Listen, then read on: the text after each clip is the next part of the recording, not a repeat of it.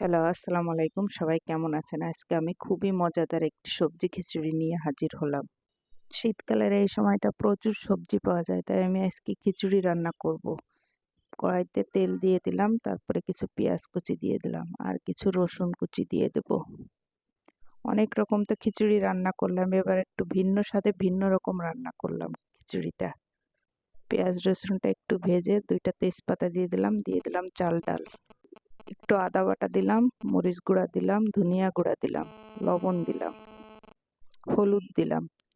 এবার কিছুক্ষণ চাল ডালটা ভেজে তারপরে কিছু আলু দিলাম, কাঁচামরিচ দিলাম, পানি দিয়ে দিলাম। পানিটায় জাল এসে গেলে এবার আমি এক এক করে সবজিগুলা দিয়ে দেবো। আজকে আমি ফুলকপি, পাতাকপি, বটবডি আর লাউ শাক ব্যবহার করেছি সবজি খিচুড়িতে।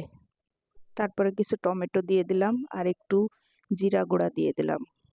খুবই ঝটপট একটি মজাদার খিচুড়ি হয়ে গেল।